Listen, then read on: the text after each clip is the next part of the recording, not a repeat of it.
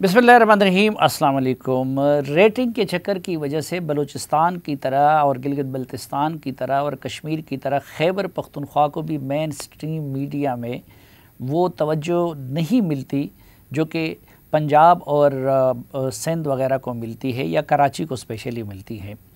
लेकिन हम सब जानते हैं कि खैबर पख्तूनख्वा में सोनामी सरकार बाकी मुल्क में सोनामी सरकार के आने से 5 साल पहले आ गई थी और पीटीआई ने 2018 के इलेक्शन से कबल 5 साल वहाँ पे हुकूमत की थी।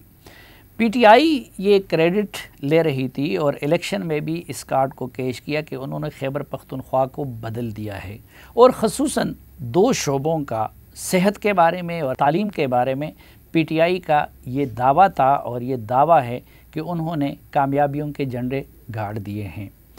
इस तनाजुर में खैबर पख्तूनख्वा के सेहत और तालीम के निज़ाम का जायज़ा लेना ज़रूरी है ताकि बाकी पाकिस्तान को पता चले कि 5 साल बाद या 8 साल बाद इस हवाले से पीटीआई की जो हुकूमत है उसकी कारकर्दगी क्या होगी। चुनांचे हमने ज़रूरी समझा कि आज के प्रोग्राम में खैबर पख्तूनख्वा में सेहत के निज़ाम का जायज़ा लें कि वहाँ पे क्या इनकलाबी तब्दीलियाँ आई हैं और ज़िंदगी ने मोहलत दी, तो किसी अगले प्रोग्राम में वहाँ के तालीम के निज़ाम को और तालीम की सूरत हाल को भी आपके सामने लाएंगे। आज के जरगे में हमने ज़हमत दी है खैबर पख्तूनख्वा के वज़ीर ख़ज़ाना भी हैं और सेहत के वज़ीर भी हैं जनाब तैमूर सलीम जगड़ा को, और उनके साथ जरगे में हमें ज्वाइन कर रहे हैं यंग डॉक्टर एसोसिएशन के सरपरस्त जनाब डॉक्टर आलमगीर यूसुफजई साहब। आप लोगों का अपना एक नैरेटिव है और ये भी है कि जी हेल्थ के मद में बहुत बड़ी अचीवमेंट्स की गई हैं, लेकिन आम तौर पर हम देखते हैं कि ये लोग भी नाराज़ होते हैं। वक्तन फ़वक्तन हमें वहाँ हॉस्पिटल की भी ज़्यादा शिकायत आ रही है।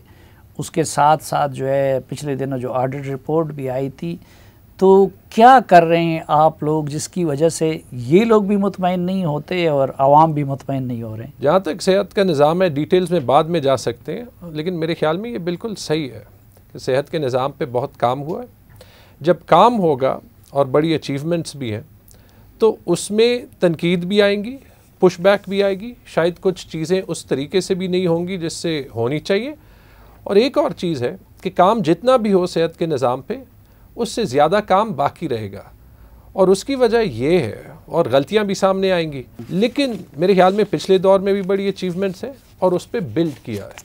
और इससे तो शायद कोई बड़ी बात नहीं पाकिस्तान के लिए सिर्फ नहीं, बल्कि खैबर पख्तूनख्वा जैसे छोटे ही सूबे के लिए कि हमने एक ऐसे प्रोग्राम पायनियर किया सेहत में, जो सेहत इंसाफ कार्ड का हमारा है, जो कि आज खैबर पख्तूनख्वा के हर सिटीज़न को वो कवरेज दे रहा है जो आज से 2-3 साल पहले भी कोई सोच नहीं। लेकिन वो कहा जाता है कि at the cost of hospitals कर लिया आप लोगों ने, हॉस्पिटल्स में आप लोगों ने शोबे कम कर दिए, फिर शाम की ओपीडी विद पेमेंट शुरू करा दी, इस तरह का किया। उसके बजट्स को, हॉस्पिटल्स के बजट को कम किया। अब अगर हॉस्पिटल काम के नहीं रहे, सरकारी हॉस्पिटल, और लोग प्राइवेट हॉस्पिटल की तरफ रुजू करेंगे, तो फिर उस सेहत कार्ड का फ़ायदा? आपने 2 बातें कही, ये अक्सर कही जाती है। एक कि सरकारी ऑफिस हॉस्पिटल्स का बजट कम किया गया, ये बिल्कुल गलत है।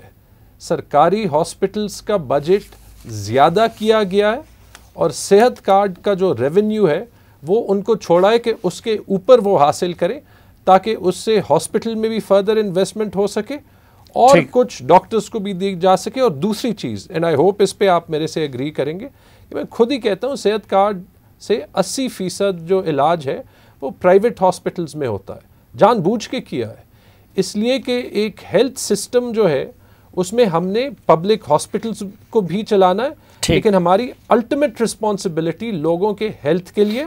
और अगर उसमें साथ प्राइवेट सेक्टर हॉस्पिटल्स भी पब्लिक सेक्टर नेट का हिस्सा बने और गरीब को मुफ्त इलाज दें, तो इससे, जैसे प्राइम मिनिस्टर साहब कहते हैं, ये हेल्थ का एक सिस्टम बन जाएगा, हेल्थ की इन्वेस्टमेंट आएगी, प्राइवेट और पब्लिक सेक्टर हॉस्पिटल्स में कंपटीशन बनेगा और पूरे सूबे के लिए बेहतर। अच्छा डॉक्टर आलमगीर यूसुफजई साहब, इतने अच्छे काम ये लोग कर रहे हैं, लेकिन उसके बावजूद हम देखते हैं कभी आप लोग एहतजाज कर रहे होते हैं, कभी क्या कर रहे होते हैं। तो क्या तकलीफ़ है इससे? आप लोग ड्यूटी नहीं करना चाहते और उसके लिए बहाना ढूंढ रहे हैं, या कि कोई और वजह है?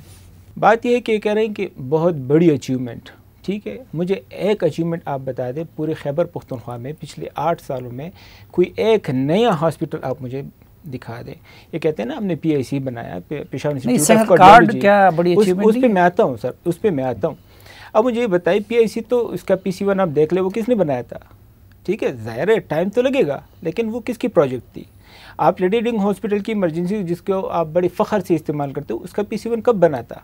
ठीक है ना, इस तरह पाते हो। और ये जो मर्दान में हॉस्पिटल बना है उसका PC1 आप देखते कब बना था? ठीक है, तो एनी अचीवमेंट, क्योंकि हमारा जो प्रॉब्लम है वो तो वर्कलोड की वजह से है कि पेशेंट का वर्कलोड जो वो ज़्यादा है। ठीक है, अब वर्कलोड ज़्यादा है तो न्यू हॉस्पिटल बनने पड़ेंगे। ठीक है, आपका जो आखिरी हॉस्पिटल है वो 1989 में बना है, हैदराबाद मेडिकल कम्प्लेक्स। उसके बाद आपकी आबादी कब कहाँ से कहाँ पहुँच गई, लेकिन आप पूरी पेशावर में मुझे एक टर्शियरी केयर हॉस्पिटल और बता दें। नहीं, तो जब ये लोग सेहत कार्ड दे रहे हैं और उस सेहत कार्ड के ज़रिए लोग निजी अस्पतालों में जा सकते हैं, अच्छा इलाज कर सकते हैं, तो फिर नए हॉस्पिटल बनाने या इसको तोसी देने की क्या ज़रूरत है? वो मुतबादिल उन्होंने निकाल दिया। बहुत देखें, बहुत अच्छी बात है। मैं डॉक्टर हूँ, यूरोलॉजिस्ट हूँ।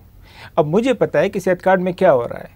ठीक है, सेहत कार्ड में ये है कि इन लोगों ने, मतलब अब आप जाएँ पेशावर में आप देखें बहुत बड़े सेटअप्स हैं वहाँ पर, लेकिन सबसे बड़ा जो सेटअप ये लोग चला रहे हैं वो है पाक मेडिकल सेंटर। अब पाक मेडिकल सेंटर किसका है? ठीक है, PTI की MNA का है, शौकत अली। ठीक है ना, आप जाएं उधर देख लें, उसका बड़ा दफ्तर है, सबसे बड़ा सेहत कार्ड जो है पहले जो दिया था उसको दिया था। ठीक है, किसको इन्होंने नवाजा है? अपने लोगों को, पहली बात। दूसरी बात, आप जाए सलीम साहब, आप इनकी जो वहाँ पर रिप्रेजेंटेटिव होते हैं वो पूरा दिन जब भी पेशेंट उनके पास आता है ये इनसे पूछते हैं कि डॉक्टर ने आपसे कुछ एक्स्ट्रा फीस तो नहीं मांगी? अल्लाह के बंदो, डॉक्टर को तो आप छोड़ें, जो मेडिसिन इस्तेमाल होती है, मैं तो कहता हूँ वो अफ्रीका की जो जो जो वो लोग होते हैं उनके लिए वो इस्तेमाल नहीं होंगे। वो मेड इन चाइना वाली बात तो छोड़े, यकीन जाने वो वहाँ पता नहीं कहाँ कहाँ पर वो बनते हैं। ठीक है, वही मेडिसिन हम यूज़ करते हैं। ठीक है, अगर तो यूज़ नहीं करते। दूसरी बात इसमें अहम क्या है कि पेरिफेरी में जितने भी डॉक्टर होते हैं, मतलब जो हैं करंटली जो प्रैक्टिस कर रहे हैं, मैं मोस्टली चूँकि मैं रिप्रेजेंट करता हूँ, मैं पेशावर में रहता हूँ लेकिन मैं जॉब करता हूँ सवाबी में, मुझे पता है नॉन क्वालिफाइड स्टाफ को इन्होंने रखा हुआ है और उनसे कराते हैं। अब आते हैं सेहत कार्ड। कैसे नॉन क्वालिफाइड स्टाफ? सर मैं जिस चीज़ की तरफ मैं इशारा करने की कोशिश कर रहा हूँ ये होता है कि अब लड़कों ने FCPS किया नहीं होता, लेकिन वो जाते हैं वहाँ पर वो ऑपरेट करते हैं, नाम किसी और का इस्तेमाल करेंगे। अब आखिरी बात मैं सेहत कार्ड पे कहना चाह रहा हूँ। लेडी रीडिंग हॉस्पिटल में एक ऑडिट हुआ रिगार्डिंग कार्डियोवैस्कुलर यूनिट। बाकी को तो छोड़े आप लोग, अब्दुल मालिक साहब पे आते हैं। उनके बारे में इन्होंने लिखा कि जो ऑडिट हुआ है उसकी रोशनी में अब्दुल मालिक साहब को हम 2 साल के लिए ट्रेनिंग पे भेजते हैं क्योंकि इसके अहल ही नहीं है कि ये सर्जरीज कर सके। ठीक, अब यहाँ पर बात आती है, वो बंदा कहाँ चला गया? वो चला गया अफरीदी मेडिकल सेंटर में। अफरीदी मेडिकल सेंटर में वही बंदा सर्जरीज कर रहा है लेकिन 0% मोर्टेलिटी रेट है, और लेडी रीडिंग हॉस्पिटल में ये कह रहे थे कि 24% जो है मोर्टेलिटी रेट है। ठीक है, जो कि कह रहे हैं कि बहुत ज़्यादा हाई है। अब वो बंदा अगर अनक्वालिफाइड है तो वो एक प्राइवेट सेंटर में क्यों सर्जरी कर रहा है? इनकी देखिए। अच्छा, अब तैमूर साहब से ज़रा जवाब ले लें। नहीं सर, अब उस पर बात आती है। जिस बंदी ने उसको कहा था कि आप इसके अहल नहीं है, उसका नाम है सुलेमान, जो कि लेडी रीडिंग हॉस्पिटल का MD था।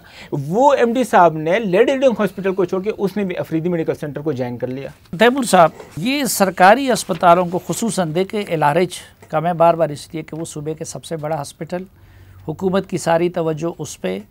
इमरान खान साहब ने उसके लिए अपने अजीज़ नौशेरवान बरकी साहब को अमेरिका से इंचार्ज बना दिया पिछले 5 साल। हालांकि बाद में सुप्रीम कोर्ट ने उनकी तैनाती को गैर कानूनी करार दे दिया कि अगर जिस हॉस्पिटल पे सबसे ज़्यादा तवज्जो है सूबे का, अगर उसकी ये हालत है कि उधर उसके प्रोफेसर्स छोड़ रहे हैं, उधर ये बुरी हालत है, उसके कुछ शोबे बंद हो रहे हैं, तो फिर पता नहीं कि टांक और दीर और वहाँ के अस्पतालों का क्या हाल होगा।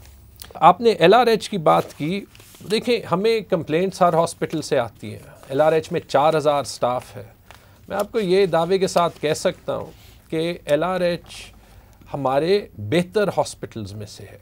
जब कोविड की पहली लहर थी तो वहाँ पे मोर्टेलिटी, जैसे आपने फ्लैग किया, ज़्यादा थी। मोर्टेलिटी पकड़ी किसने? डॉक्टर बर्की ने, जो बोर्ड के चेयरमैन थे, जिन्होंने खुद कहा कि इसको इन्वेस्टिगेट करना है, प्रोटोकॉल्स बेहतर करने हैं, और वहाँ की जो स्टाफ थी उनकी एंगेजमेंट अमेरिका में बेहतरीन स्पेशलिस्ट का जिक्र किया। ये जो डॉक्टर नौशरवान बर्की है, इमरान खान साहब के कज़न, उनमें क्या ऐसी खूबी है कि वो रहते हैं अमेरिका में हैं और ख़ुद तो यानी इस कौम के साथ उनकी हमदर्दी का ये आलम है कि वो ख़ुद उस वबाई अमराज के माहिर हैं, लेकिन कोविड के जो पहला लहर आया उस पूरे में वो एक दिन के लिए भी पाकिस्तान नहीं आए। उसको क्यों जो है सुप्रीम कोर्ट के फ़ैसले के बावजूद LRH की ज़िम्मेदारी भी उनको दे दी गई है और हेल्थ टास्क फोर्स की, उनके कौन से सुरखाब के पर लगे हुए हैं? डॉक्टर बर्की साहब की साथ मैं जितना टाइम गुजारता हूँ, हमारे ख़ुद बड़े डिसएग्रीमेंट्स होते हैं मुख्तलिफ़ इशूज़ पे, लेकिन मैंने कभी उनसे प्रोफेशनल एडवाइस, प्रोफेशनलिज्म और अपने इंस्टीट्यूशन के साथ जो सिस्टम हम इम्प्लीमेंट करने की कोशिश कर रहे हैं उसमें बेहतरीन एफर्ट के अलावा कुछ नहीं देखा। उनकी सीवी कहाँ है? उनकी सीवी आज वो मैं कहाँ यही कह रहा हूँ इस उम्र में। देखिए मुझे कंप्लीट करने देना। आपने कहा कि पहले वेव में कुछ वक्त वो नहीं आए, इसलिए नहीं आए कि उस वक्त जो है वो आना मना था, फ्लाइट्स जो है वो ब्लॉक थे।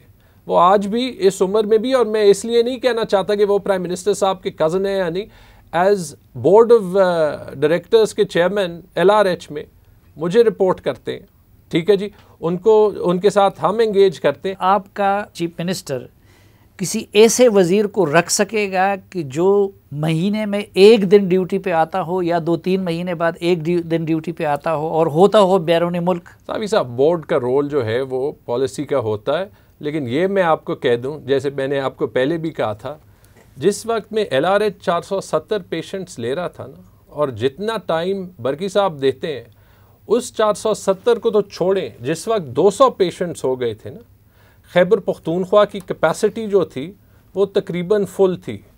तकरीबन 1.5 महीना आपने कोई शोर नहीं सुना। एक इंसिडेंट जो है वो हुआ था एक खातून का जो कि हॉस्पिटल नहीं पहुंच सकी, लेकिन उसके अलावा कोई 1.5 महीना कोई शोर कोविड के हिसाब से नहीं। ये कंप्लीट करने दें, क्योंकि आप जो है सवाल सही उठाते हैं। उन 6 हफ्तों में कोई शोर नहीं सुना, क्योंकि वही LRH इसी सिस्टम के तहत जहां पे तनकीद होती है कि डॉक्टर्स चले गए और डॉक्टर्स नहीं आ रहे, उसने 470 मरीजों का लोड उठाया बगैर किसी इशू के, जिसके बगैर यहाँ पे वो हालात हो सकते थे जो कि इंडिया में थे। क्यों नहीं हुए? क्योंकि इन हॉस्पिटल्स में इन्वेस्टमेंट हुई, क्योंकि यहाँ पे कंटिन्यूस इम्प्रूवमेंट होती है, और क्योंकि इस MTI के सिस्टम जिसको LRH में बर्की साहब भी इम्प्लीमेंट करते हैं, वहाँ पे अकाउंटेबिलिटी है। और अकाउंटेबिलिटी क्यों नहीं होनी चाहिए? अच्छा, अगर अकाउंटेबिलिटी है और अगर सब कुछ बेहतर हो रहा था, मसलन अगर किसी मिनिस्ट्री की परफॉर्मेंस अच्छी हो जी, अब तो अगर चाहिए है कि हमें वज़राए की हद पर ये बताया गया है कि यार ये क्यों हो रहा है, जवाब मिला है यार वो नौशरवान बर्की साहब कर रहे हैं, उन पे हमारा किधर बस चलता है। अल्लाह गवाह है, मुझे 2 वज़राए सेहत ने ये बताया है। मैंने कहा यार ये क्यों हो रहा है? कहते भाई वो खान साहब का कज़न है हमारा, उन पे नहीं चलता। अब अगर सब कुछ बेहतर हो रहा था, शौकत यूसुफजई को क्यों हटाया, फिर दूसरे वज़ीर सेहत को क्यों हटाया, फिर तीसरे को क्यों हटाया? आपके पास फाइनेंस जैसा इम्पॉर्टेंट उसका, फिर उसके बाद आपको ये डुअल चार्ज क्यों दिया? तो वो ज़रा नाकाम साबित हो रहे हैं, लेकिन बर्की साहब फिर भी अच्छे हैं। देखिए वो एक एक्सपर्ट हैं। वैसे ऑन अ लाइटर नोट, जिस दिन ये हेल्थ का महकमा नहीं चलाना पड़े, मेरी अपनी हेल्थ पे बड़ा पॉजिटिव एफर्ट असर जो है वो होगा, कि वाकई बड़ा चैलेंजिंग महकमा है। इसका फाइनेंस के साथ एक गहरा ताल्लुक़ है। मैं आपको ये, अक्सर हमारे इश्यूज़ फंसते ही जो है वो फाइनेंस या बजटिंग में है। एक जो शायद फ़ायदा जो है वो इसको दोनों एंगल से देखने का ये है कि वो बजटिंग इश्यूज़ जल्दी रिजॉल्व हो जाते हैं। आपको पता है हमारे सरकारी सिस्टम में फ़ाइल के एक ऑफिस से 7 वाले ऑफिस पहुंचने में महीने लग जाते हैं, तो यहाँ पे थोड़ी सी हम रैपिड मोड में चले जाते हैं। जो आपने 8 साल उस हुकूमत में आप लोग ये सिस्टम भी ठीक ना कर सके। सावी साहब, अमेरिका आज तक सारे मसले नहीं ठीक कर सका। 6 जनवरी को वहाँ पे कैपिटल पे जो है वो 200 लोग जो है वो सवार हो गए। आज भी वो ट्रंप जैसा प्रेसिडेंट जो है वो इलेक्ट कर देते हैं। 8 साल में जितना कुछ ये नहीं ठीक कहा था ना हुआ, कि 100 डेज में हम ये कर 8 देंगे, साल और में जितना उस कुछ प्रोग्राम ठीक में भी हुआ, आपकी कंट्रीब्यूशन थी। 8 साल में जितना कुछ ठीक हुआ उसमें मैं ये अच्छा, कह सकता हूँ, इंसाफ का तकाजा है जी, उधर आप लोग करते हैं या नहीं? मेरा कि दूसरे गेस्ट को बिल्कुल भी या करें। दूसरे फरीक को हाँ भी इक्वल टाइम दिया जाए। जी। तो एक तो ये जो बात इन्होंने की कि देखिए, हमेशा जब रिफॉर्म्स होते हैं तो स्टेटस क्वो के जो हामिल आप लोग जिसे डॉक्टर समझे जाते हैं, तो आप लोग उस बुनियाद पर रेजिस्ट कर रहे हैं। देखिए जी, अगर तो आप स्टेटस क्वो की बात करते हो, जब मैं ट्रेनिंग कर रहा था 2012 में, लेडी हिडिंग हॉस्पिटल में जब पेशेंट्स आते हैं सबसे ज़्यादा धमाके वगैरह उस वक्त हुआ करते थे। हमारे वो 2009 के बाद मेरी वो शुरू हुई थी हाउस जॉब।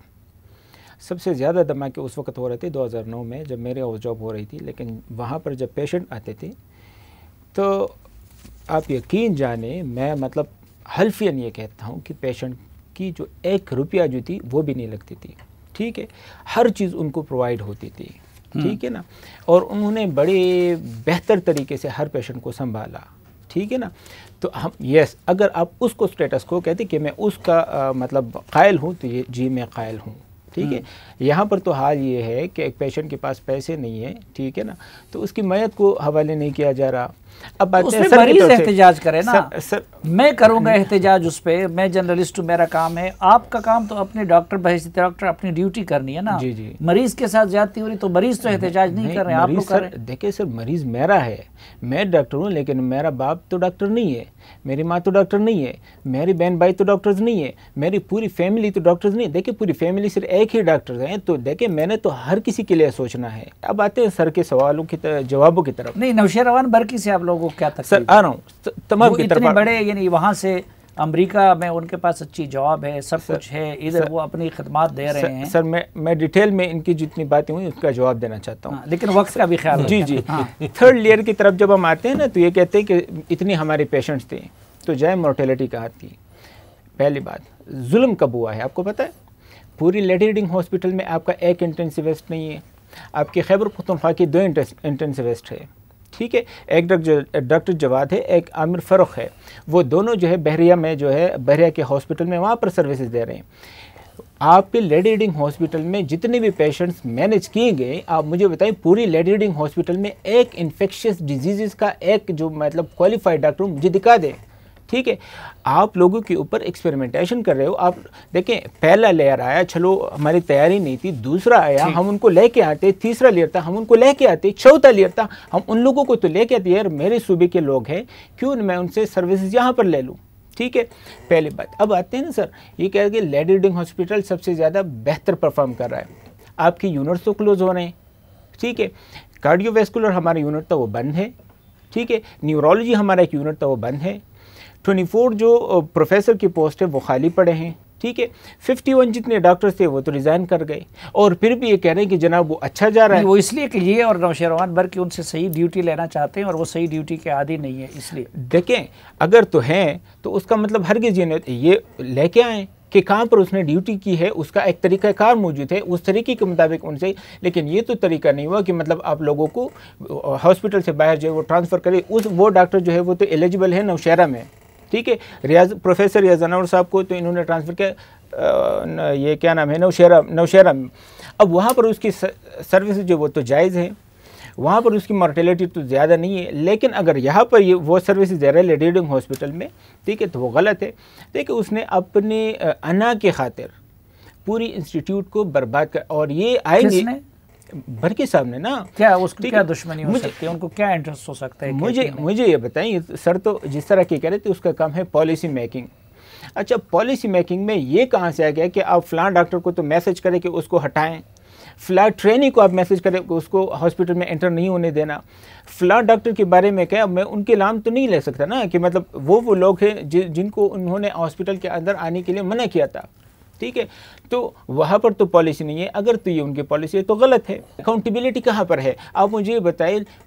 ये जो 8 तकरीबन फरवरी 2015 से MTIs है, कोई एक ऑडिट मुझे दिखा दें जो MTIs के ऊपर हुआ हो, जो बोर्ड ऑफ गवर्नर्स की तरफ से के ऊपर हुआ हो। देखिए सुप्रीम कोर्ट का ऑर्डर तो बड़ा क्लियर है, ठीक है। वो जो केस नंबर 18879 के 2018 में जिसका फैसला जो हुआ था वो 6 जून 2018 को हुआ था। दूसरा केस जो हुआ था 18 सितंबर को हुआ था। उन्होंने तो क्लियरली कह दिया कि उनका जो जो जो जो अनसेटिस्फैक्ट्री उनकी वो परफॉर्मेंस है, उसकी वजह से उनको डिसॉल्व किया था। हाँ ठीक है, तो उन्होंने तो ऑर्डर भी दिया था कि उनको हटाएं, ठीक है ना। फिर उन्होंने दोबारा से जो सितंबर वाला ऑर्डर था उसमें ये कहा कि इसमें जो मतलब अपॉइंटमेंट में और जो प्रमोशन में जो बेज़ाब्तिगी हुई थी उसके ऊपर जो है कमेटी बनाए और उसकी वो अपनी रिपोर्ट जो है पुश करे। 4 साल हो गए, ठीक है, अभी तक उसका रिपोर्ट कहाँ पर है सर? ऑडिट मुझे दिखाएं। नाज़रीन एक वक्फा, वापस आएंगे तो गुफ्तगू का सिलसिला यहीं से आगे बढ़ाएंगे।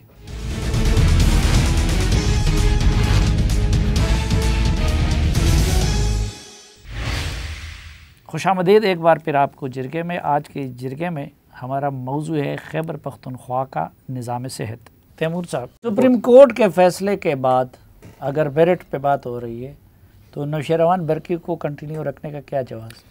साबी साहब, अगर सुप्रीम कोर्ट का फैसला ये कहता कि स्पेसिफिकली कि बरकी साहब को नहीं होना चाहिए, और मेरा ख्याल में इस बात खैबर पख्तूनख्वा के हेल्थ सिस्टम पे होनी चाहिए, लेकिन चले बरकी साहब पे बात करते हैं। बोर्ड क्या वो था ना, तो वहाँ पे फैसला ये हुआ था कि जो यहाँ पे भर्तियाँ हुई है और इस टाइप के जो वो है उनकी एक ऑडिट करा दे। वो ऑडिट रिपोर्ट खुद देखी, 3 हॉस्पिटल्स की हुई, उनको क्लीन चिट दिया और वो जो है वो रिजॉल्व हो गई। लेकिन ये तासुर जो है वो सरासर गलत है कि अकाउंटेबिलिटी MTI सिस्टम नहीं छोड़ती। देखें, एक स्टैंडर्ड प्रोसेस में तो ये मानता हूँ, मुझे खुद फ्रस्ट्रेट करता है कि हम डॉक्टर्स के ख़िलाफ़ एक्शन लेते हैं, वो जाके कोर्ट से रिलीफ ले लेते हैं, इसलिए तो MTI सिस्टम बना है। लेकिन ये अकाउंटेबिलिटी सिर्फ LRH या KTH के हद तक नहीं है। सिस्टम को ज़रा एक्सप्लेन कर ले हमारे देखने वालों को। बेसिकली जो बड़े हॉस्पिटल्स के लिए जो हमारे सरकारी सिस्टम की एक खामी है कि फ़ैसले जल्दी नहीं लिए जा सकते, कि कोई भी काम करने के लिए C&W डिपार्टमेंट को लिखना पड़ता है, हर फैसला जो है वो मिनिस्टर या चीफ मिनिस्टर से अप्रूव होना पड़ता है, उससे पॉलिटिकल इन्फ्लुएंस भी आती है। वो डिवॉल्व कर दिया गया, एक बोर्ड को इख्तियार दे दिया गया कि जैसे बाहर की दुनिया में होते हैं बोर्ड्स हॉस्पिटल चलाएं। उसका फ़ायदा इन हॉस्पिटल्स में नज़र आ रहा है। लास्ट टाइम ये 9 MTIs बनाए और ज़्यादा इम्पैक्ट मैं आपको कहूँगा कि 4 MTIs में हुआ, और वो भी एक प्रोसेस था, 3 पेशावर के हस्पताल और मर्दान के। अभी जब हमने बेहतर बोर्ड्स बना लिए, और यही अकाउंटेबिलिटी की एक बहुत बड़ी मिसाल है, पिछले साल में जहाँ पे बोर्ड्स नहीं परफॉर्म कर रहे थे या सीरियस इश्यूज़ थे, हमने नौशहरा का बोर्ड डिज़ोल्व किया, अभी नया बना रहे हैं।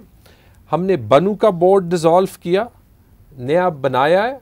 ये नहीं कि नॉइज़ बिल्कुल नहीं आती, लेकिन हॉस्पिटल की परफॉर्मेंस में फ़र्क साफ जाहिर है। और वहाँ लेकिन उसमें तो कहते हैं ब्यूटी पार्लर चलाने वाले लोग भी सावी साहब एक एक्स मिनिस्टर है, वो है, अगर वो मिनिस्टर का बिजनेस हो, और अभी 2 बेहतरीन डॉक्टर्स साउथ के ही, एक जो शिफा में काम करते हैं और एक जो नॉर्थ वेस्ट हॉस्पिटल में काम करते हैं, उनको बोर्ड पे ऐड किया है। लेकिन पहले एक MS होता था, नीचे के डॉक्टर्स जी, अगर उसने मरीज को लेना है या नहीं करना है। आपने अब मसलन LRH में कितने डायरेक्टर्स जो नॉन डॉक्टर्स है उनको लगा दिया है, उनको लाखों लाखों रुपए तनख्वाहें मिलती हैं, तो वो अगर इस प्रोफेशन के उस हॉस्पिटल के लोग होते तो बेहतर ना होता? नहीं साफ़ी साहब, वो जो MS वाला सिस्टम है वो तो हम देखते हैं ना, जहाँ पे 150 MSs एक DG को रिपोर्ट करते हैं। मैं उस सिस्टम की खुद तनकीद करता हूँ क्योंकि हम उसको बदलने की कोशिश कर रहे होते हैं। वो एक DG जो है वो उसके पास, बेचारे के पास उनके ट्रांसफ़र का इख्तियार नहीं होता, उन MSs के पास पैसे लगाने का इख्तियार नहीं होता। उससे तो बेहतर है कि एक हॉस्पिटल में एक नर्सिंग डायरेक्टर हो, एक मेडिकल डायरेक्टर हो, एक हॉस्पिटल डायरेक्टर हो। इनकी क्वालिटी ऑफ रिक्रूटमेंट टाइम के साथ ही बेहतर होती जाएगी और हम बेहतर बना रहे हैं।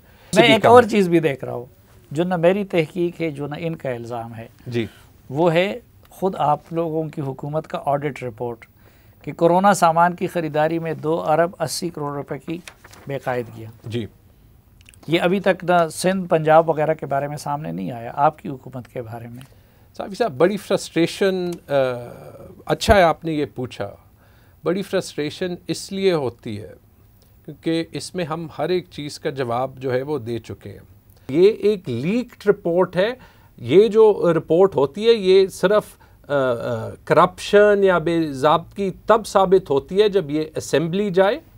असेंबली में जो है जो हमारी कमेटी होती आपसे क्या दुश्मनी थी किसी और से? नहीं, देखिए ऑडिट का काम होता है ऑब्जर्वेशंस आइडेंटिफाई करना। आपको पता है वो प्रोसेस असेंबली जाता है। जब बीच में ये लीकेजेस होती हैं और इन लीकेजेस को एक ग्लोबल वबा में हम एज प्रूफ ऑफ करप्शन दिखाते हैं, तो वो बेचारे जो हमारे 40 मिलियन लोगों के लिए वो चीज़ें प्रोक्योर कर रहे हैं जिनसे उनकी जानें बचेंगी, वो फैसले नहीं दे पाएंगे। रिस्पॉन्सिबल हम और आप जैसे लोग फिर हो जाते हैं। अच्छा डॉक्टर साहब, पॉलिसी लेवल पे जाएं, एक अस्पताल को छोड़ के हम जी, जो बुनियादी तौर पर डायरेक्शन तो उनकी ठीक है ना सर?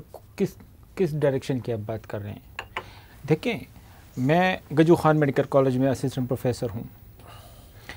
अब अगर ये डायरेक्शन अच्छी तरफ जा रहा है तो मुझे ये बताएं कि वहाँ से प्रोफेसर पे प्रोफेसर जा रहे हैं, ठीक है? पूरी गजू खान मेडिकल कॉलेज में सिर्फ 4 प्रोफेसर हैं। अब पूरी मेडिकल कॉलेज को तो आप चला रहे हो, लेकिन सिर्फ 4 मेडिकल प्रोफेसर्स हैं। जितनी भी नॉन इम्तियाई वक्त में वहाँ पर जो लोग आए थे, ठीक है ना, वो चले गए, ठीक है? तो मुझे बताइए, ये वाला डायरेक्शन है? अगर ये वाला डायरेक्शन है तो फिर तो ठीक है। अगर तो ये वाला डायरेक्शन है कि डॉक्टर जफ़र ने यूरोलॉजी डिपार्टमेंट को छोड़ दिया, वो बंद हो रहा है, ठीक है? अगर तो ये है कि डॉक्टर इफ्तिखार जो है वो जा रहा है, उसका आई का डिपार्टमेंट जो है वो क्लोज़ हो रहा है, ठीक है? वो तो खैर है, ठीक है ना? इस तरह की कम्युनिटी मेडिसिन की तरफ अब वो तो अगर ये डायरेक्शन है तो वो तो गलत तौर को ही कर सकते हैं ना। आप लोगों के पास क्या पॉलिसी है, क्या सजेशन है? इनकी जगह आप होते तो आप क्या करते हैं? देखिए, सबसे पहले जिस बंदी को मैंने 7 साल तक एक ओहदे पे बिठाया हुआ है, ठीक है, मैंने उसका ऑडिट तो करना है ना सर। किसकी बात कर? बर्की साहब कहते हैं इन्होंने ऑडिट करना ही नहीं है। देखिए, बर्की साहब क्या अखराजात करते हैं? वो तो अमेरिका में होते हैं। देखें, वो जब यहाँ पर आते हैं फंड्स तो सारे उसके हाथ पे रिलीज होते हैं। देखिए, एक बात यहाँ पर करूँगा, सर माइंड कर लेंगे, ठीक है? लेकिन ये तो अभी आए हैं, ठीक है? हम तो कब से उसके साथ काम कर रहे हैं, ठीक है? यहाँ पर जो भी मतलब आपका हेल्थ मिनिस्टर होता है with due apology and due apology, उसकी मिसाल बहादुर शाह जफ़र जैसी होती है। उसने सिर्फ साइन करना होता है। वाइसराय साहब जो है वहाँ से ऑर्डर लेके आते हैं कि आप लोगों ने ये करने हैं। देखिए, मैंने उसके साथ और मिनिस्टर के साथ मैंने मीटिंग्स जो है वो देखे, मुझे पता है कि आपके वो तो छोड़े सर, आपके सीएम के साथ। लेकिन इसका एक दूसरा पहलू भी हो सकता है, मैं खुद भी उसका क्रिटिक हूँ जी, कि लोकल आदमी होगा, उनके अपना हल्का होगा, उनके अपने फेवरेट होंगे, उनके अपने बायसेस होंगे। बर्की साहब अमेरिका में रहते हैं, कभी कभार एक आध दिन के लिए महीनों बाद आ जाते हैं, तो इधर आपसे किसी और डॉक्टर से किसी और उससे उनकी क्या दुश्मनी हो सकती है? तो इसलिए ये तवक्को भी कि भी न वो रहा है न रहेगा, न उसके बच्चे इधर है, तो शायद वो किस बुनियाद पे किसी डॉक्टर के साथ जाती करेगा? देखिए, अब इसी बात को आप राउंड में अदर ले ले, वो बंदा इधर का नहीं है, उसके कुछ स्टेक्स यहाँ पर नहीं है, तो मेरी उसके साथ क्यों दुश्मनी होगी? मेरी बात आप समझ रहे हैं? देखें, इसलिए कि वो आपसे ड्यूटी मांग रहा था, जब आप नहीं कर रहे थे, आप सड़कों पे निकल आए, उन्होंने आपकी पिटाई करा दी, बड़ी बेहतर बात है, जेल में भेज दिया, ठीक है? अब बड़ी बेहतर बात है, ठीक है? मिनिस्टर साहब उस बात पे हंस रहे, बहुत बुरी बात हुई थी वो, ठीक है ना? ये हंसने वाली बात नहीं थी, ये रोने वाली बात थी, ठीक है? कि किस बात पे मुझे मारा गया था, पीटा गया था, किस बात पे मुझे पीटा गया था? आप ड्यूटी नहीं कर रहे थे, आप सड़क पे निकलते, आपने सड़क बंद किया? नहीं सर, ऐसी बात नहीं थी। मैं DHA और RHA के ख़िलाफ़ था। मैंने कहा था 8 हॉस्पिटलों को तो आप लोगों ने बर्बाद कर दिया, बाकी हॉस्पिटल्स को हम बर्बाद नहीं करने देंगे। मेरा स्ट्राइक इसीलिए था, मैं उनको प्राइवेटाइज नहीं करूँगा। उसके बाद आप देखें, मिनिस्टर साहब ने कई एड्स दिए हुए हैं पब्लिक प्राइवेट पार्टनरशिप की तरफ, और बाद में क्या होगा वो हमें भी पता है, आप लोगों को भी पता है, ठीक है ना? तो मैं उसकी बात कर रहा हूँ। आप कह रहे हैं ना कि मैंने रोड्स बंद किए, हमने कभी इस तरह रोड्स बंद नहीं किए, ठीक है? हमने उनसे पहले इन लोगों को वो दिया था कि जनाब आप लोग ये काम करवा दिए, बेहतर होगा। आप लोग हॉस्पिटल में थे जब मारा था? ठीक है, हाँ, हम हॉस्पिटल के अंदर थे, रोड पे नहीं थे। नहीं, और उस हॉस्पिटल में आप मुझे बताइए कि एक जो पौधों का एक गमला होता है ना, प्लांटर, आप मुझे एक प्लांटर दिखा दें, ठीक है, और उसके ऊपर जो है हमारे मिनिस्टर साहब हंस रहे हैं, बहुत बुरी बात है, ठीक है ना, वो शर्म वाली बात थी। अगर तो होती, ये बात दुरुस्त है कि फिर आप लोगों को मर्दान जेल में उन लोगों के साथ रखा गया जो कि टेररिस्ट थे। जी, तभी तो ये खुश हो रहे हैं, ठीक है, तभी तो ये लोग खुश हो रहे हैं कि इन्होंने इनके दौर में डॉक्टरों को जो इनके तो क्रिमिनल्स हैं, वजीर नहीं थे ना। देखिए जो भी है ये तो ऑन कर रहे हैं, ठीक है, उसके ऊपर हंस रहे हैं। नाज़रीन, एक मुख्तसर सी ब्रेक लेते हैं और वापस आएंगे तो गुफ्तगू का सिलसिला यहीं से आगे बढ़ाएंगे।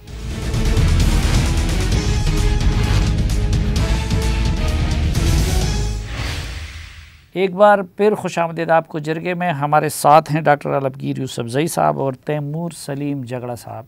तैमूर साहब, आपको पता है ट्राइबल मामले पे मैं थोड़ा सा टची हूँ और मैं समझता हूँ कि जो बंदा इस वक्त ट्राइबल्स को उनका हक़ नहीं देता, या इवन जो उनके साथ वादे हुए थे कि 3% ऑफ द डिविजिबल पूल वो उधर मुंतकिल नहीं करते, मेरे ख़्याल में वो लोग 70,000 शुहदा के खून से गद्दारी कर रहे हैं।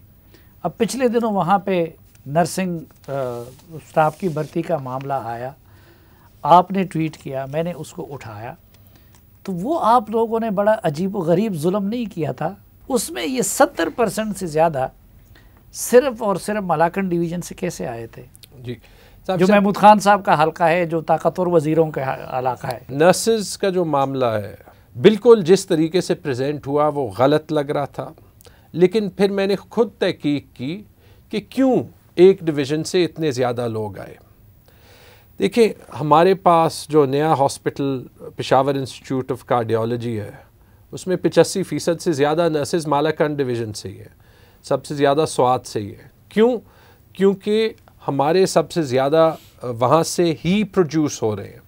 दूसरी चीज़, अगर हमारी कबायली अज़ला को कमिटमेंट ना होती तो ये सेहत कार्ड हम सबसे पहले कबायली अज़ला में इंट्रोड्यूस करते हर बंदे के लिए। अगर हमारी कबायली अज़ला के लिए हेल्थ और एजुकेशन में कमिटमेंट ना होती तो ये देखें, ये नर्सिस की पोजीशन तो बनाई इमरजेंसी पे इसीलिए है। और इसी तरह 400 डॉक्टर्स, आपकी हुकूमत ने वो भी किया था, 400 डॉक्टर, ये जो एहसास प्रोग्राम वो भी बाकी पाकिस्तान में हुआ था और ट्राइबल एरियाज़ में वो नहीं हुआ था, वो सबसे आखिर में, हालांकि शुरू उधर से करना चाहिए था। लेकिन ये तो यहाँ से शुरू किया था ना, और यूनिवर्सली शुरू किया था। इस उसके पहले साल तो मैं नर्सेज पे आप मुझे बताया कि पूरे ट्राइबल एरियाज में क्या 400 नर्सिंग स्टाफ आपको नहीं मिल सकता था? एक्चुअली यही बात जो है वो फैक्ट बेस सही है।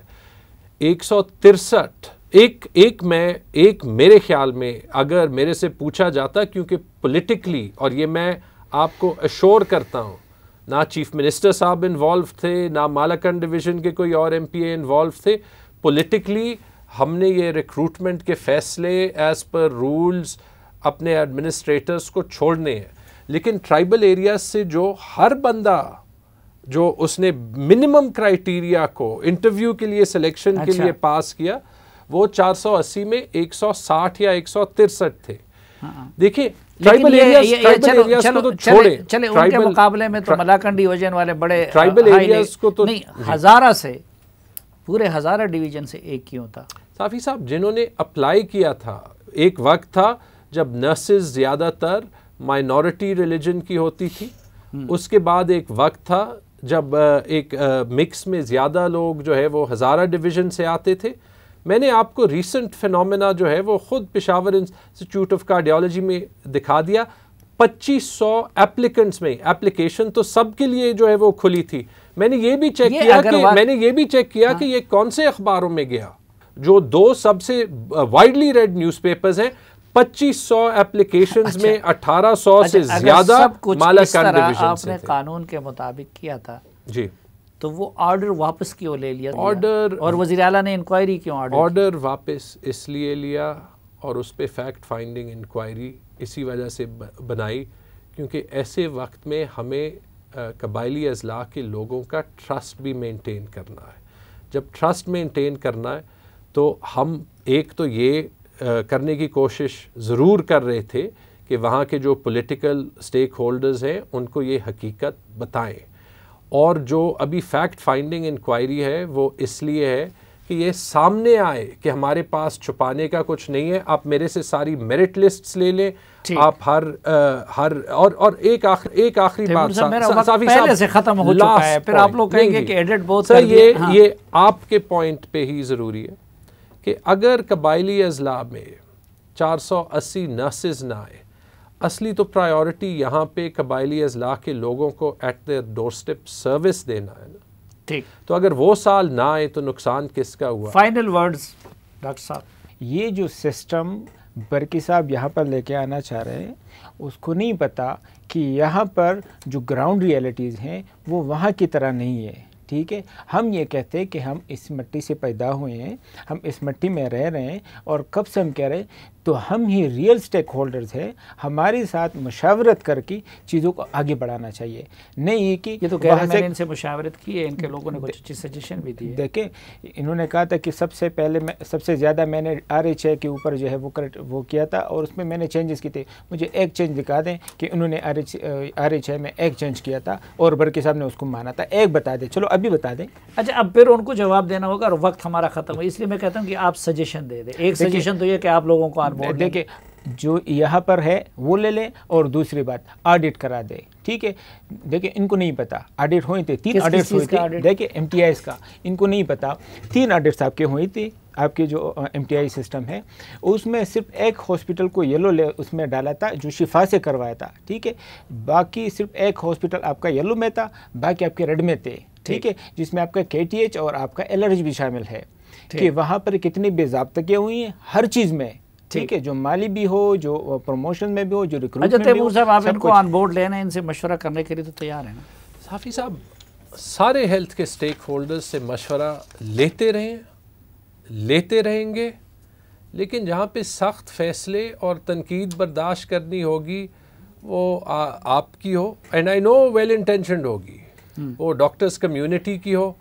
अगर हमारे ख्याल में सही काम करना है तो इंशाअल्लाह उस पे कायम रहेंगे। सर अभी ऑडिट का वो दे दे कि हाँ मैं ऑडिट कराऊंगा, और टाइम भी बता दे कि मैं कब ऑडिट कराऊंगा। स्पेशली चलो बाकी हॉस्पिटल को छोड़े, जो सबसे state of the art hospital है लेडीडिंग हॉस्पिटल का, उसका सावी साहब जिसकी क्लिनिकल ऑडिट्स की बात कर रहे हैं जो शिफा हॉस्पिटल से हुए थे, बिल्कुल जब MTI सिस्टम शुरू हुआ था, ठीक, जब उस वक्त अगर उनकी परफॉर्मेंस अच्छी नहीं आई तो वो जो पिछले 10-15 साल की जो इंस्टीट्यूशनलाइजेशन थी उसका ही रिजल्ट होगा ना।